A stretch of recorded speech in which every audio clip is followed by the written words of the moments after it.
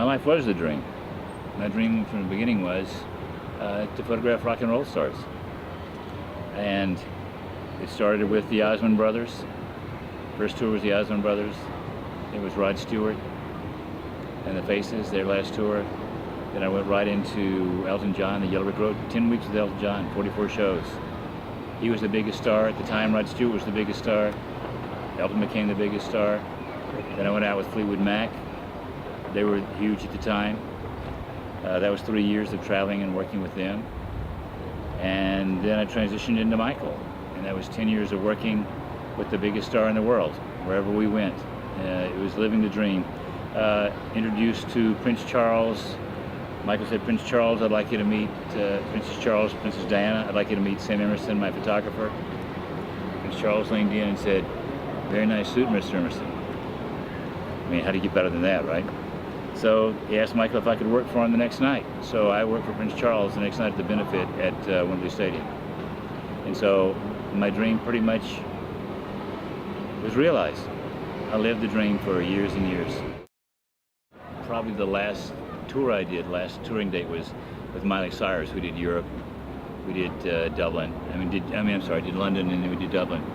And that about cured me. I think I'd gotten too old to travel and do those things. So I transitioned into film business, shooting movies, shooting stills, doing posters, doing publicity, doing marketing.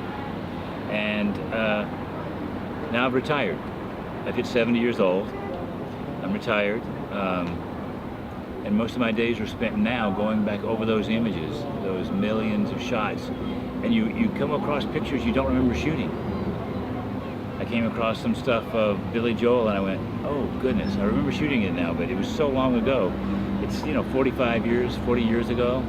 And you come across these images of people when they were young.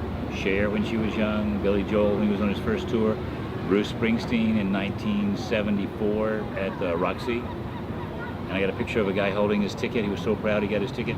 $15 to see Bruce Springsteen in a 300-seat hall. And so now basically I'm going through and cataloging and logging stuff and scanning images, because most people now don't even know what film is anymore. Most people now only know video. My daughter's never, I think my daughter shot film, but only because I've shot film. But I've been in Photoshop classes where they ask, who's scanning their film now? And I raise my hand. I'm the old guy. Nobody even knows what scanning film is. So now my time is spent scanning, organizing, maybe putting together a few shows. Hopefully someday putting together a book about what I've done in my life, without giving a lot of the details. But basically that's what I do now. I know it sounds boring, but you're basically reliving your life. By looking at it brings back memories.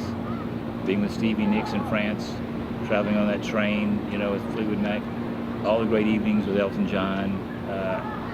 I did 44 shows with him, and I'm looking at the pictures, and I'm playing his music as I'm editing, and I still get chills. Every night for that tour, we did 44 shows.